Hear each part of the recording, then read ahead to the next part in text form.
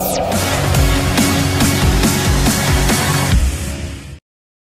countdown to first pitch continues. Today's stop is Durant, and we get to visit with Zach Crabtree, who is the head coach of the Southeastern Baseball Savage Storm in his fourth season there in Durant. Coach, it's nice, as always, to get to the opportunity to get to visit with you. I know that you all have had a chance to play some. Now, of course, it's been a little windy this past weekend, not just in Durant, all around the country, but definitely it's been cooler, it's been windy, but you all had an opportunity to get out and do some inter-squad scrimmages, 2 or 3 of them.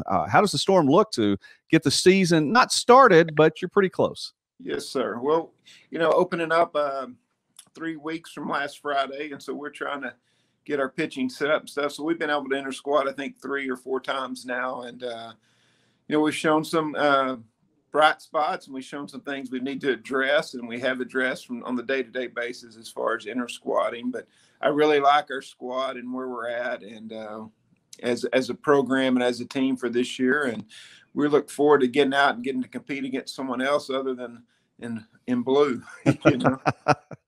Well, but you're breaking in Mike Matheny Field there for the 2021 season. Looks like pretty well. Coach Zach Crabtree, the Savage Storm picked 9th in the preseason coaches poll, according to the Great American Conference coaches. And Coach, you bring back a number of players, obviously, to this team. One of those in the top 10 in batting last year, Colton Buckner, hit .385, had 4 homers for you, 18 RBIs. And among the players that had, a significant number of at-bats, 9th in the GAC last season. So talk about him and a few more of those who are going to put the ball on the field for you. Yeah, Colton was having an outstanding year last year for us, and his batting average is quite a bit higher, except we went the last weekend we were down at Harding and he had a tough weekend. But before then, he was just really tearing it up and had multiple hit games, I think, in 17 out of our 22 games that we did have. And so he was really having an outstanding year. I hate that it comes short for him just because you don't get those years all the time, and so but we have big expectations for him coming back, hitting in the middle of the lineup. I wouldn't describe him as a power hitter. He's just a really good hitter, really understands the strike zone and what he's trying to do and understands situational hitting real well. And so we look for a big season out of him. Some other returners was Richard Ware, was our starting second baseman. He got off to a really slow start last year, but about halfway through our I can't remember what we played, 23 games, I think it was. He really started hitting and finding his rhythm, and his average was only at .280 when the season ended, but I think he also had 4 or 5 home runs or 6 home runs, and was really starting to hit really well for us. So we have those 2 guys back in the middle of the order. We got a guy back that is his 4th year with us. He came in whenever we got here, and Slade Ortiz, and has played a big part over the last 3 years for us. And he'll be in the outfield, and so that's a lot of experience with him coming back and his leadership. And so we have those 3 guys are returning guys that we expect a lot out of. And then we had a true freshman that played every single inning at shortstop for us last year, in Dylan Hurd. And so he's not necessarily a great hitter yet. He's going to be, but he's really, really good defensively. And I'm more old school, kind of like the old Cardinals and Ozzie Smith. We'll just catch it and throw them out, and then we'll worry about your offense at shortstop later. So those guys, along with Joseph Ramirez, who caught quite a bit for us last year, and Bryce McDermott, those 2 guys split time behind the plate. Both those guys are returning, and Joseph was having a good year, hitting over 300 as well, but he didn't have, he had started about half the games. I think he played in 12 or 13 games. And so those are returners offensively that we look to pace us and have had some experience in the GAC and understand what we need to do to win. And they've done a good job of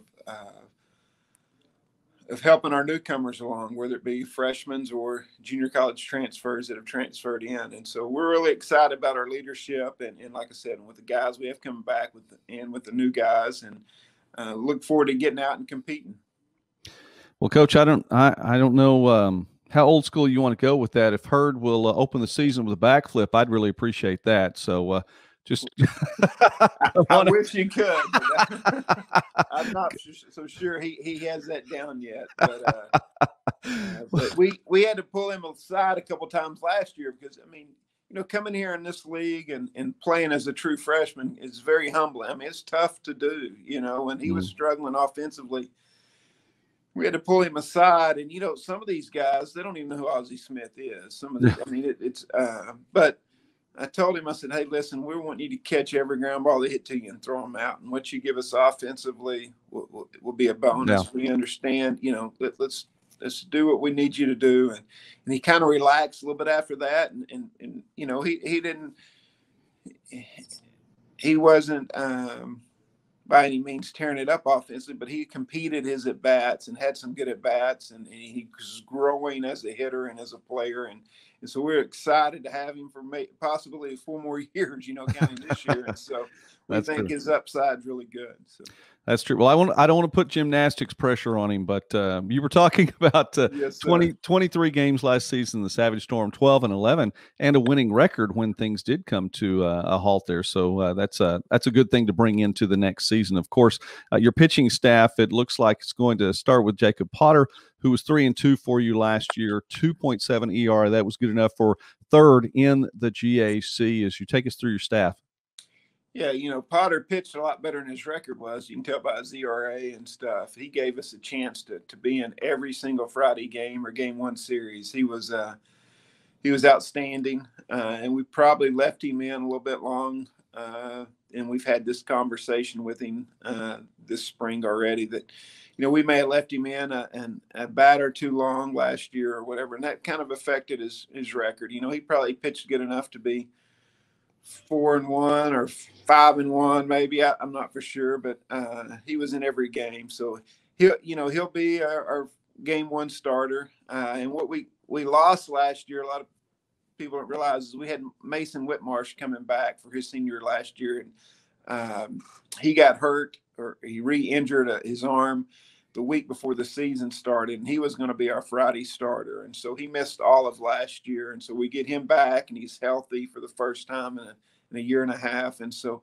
adding him with Potter, he's another guy that just goes right at you and throws strikes and lets you guys play defense. And so we're real excited to have him back. We have Logan Teskey back, this is his 3rd year with us, and he's been really good. He's pitched in all different forms or fashion. He's been a starter. He's been a middle relief guy. He's closed some games for us, and so he's very versatile. He'll be a big part of what we're trying to do.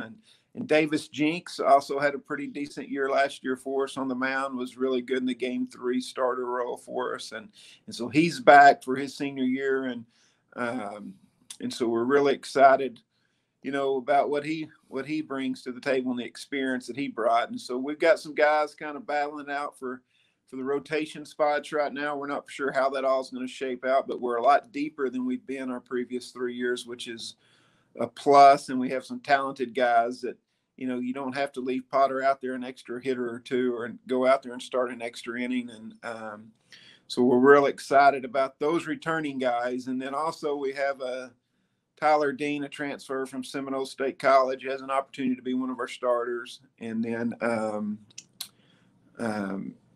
trying to think of who. A returning guy we didn't mention, I'm sorry, was Casey Bryan, who had a pretty decent year for us last year as well. And then another transfer guy we have in is Dylan Turner. He has a chance to be in the starting rotation as well. He's a left-handed pitcher that spent last year at Northern Oklahoma College, Enid, but he's a local guy from Silo High School, pitched and won a few state championships there and knows how to pitch. And so we're excited. This is the deepest our staff has been since we've been here, and you have to have that. And I know everybody else is going to be deeper just because of the way things worked out with people getting years back. But we're excited where we're at, and like I said, we look forward to getting to go out there and compete against somebody else.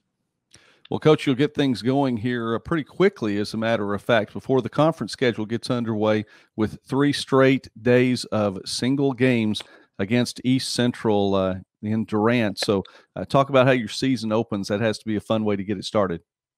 You know, it is. Coach Gage and I coached together for 7 years at Murray State College, and our teams won a whole lot of ball games, and so when it's pretty neat getting to coach against a guy like that, and the relationship that we've had, and then the rivalry between Southeastern and East Central, and you know, with this crazy season, how it's unfolding, and some limitation on games, it was tough scheduling non-conference games, especially early, because some of the, you know, just some things didn't work out like they normally do in the past. And so I was talking to Coach Gage, and they were open that weekend. And we just come up with the idea of starting the season, and it's non-conference, but it's a rivalry, and it's, you know, it's an easy trip for both of us and saves a little bit of budget money, and just thought it'd be a great opportunity for our guys to get to play each other at the beginning of the season and the end.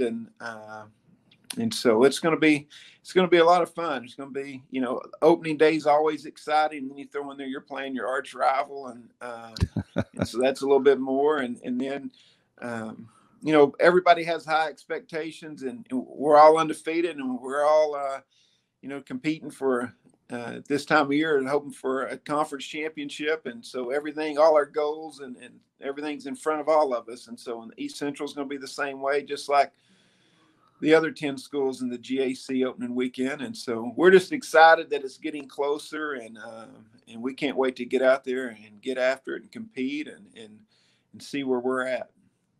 Looking forward to it, Coach. Coach Zach Crabtree of the Southeastern Savage Storm. The Storm picked 9th in the GAC preseason coaches poll in 2021. Coach, success to you this season. Thank you for taking time with us as we count down to first pitch. Thank you. Have a good day.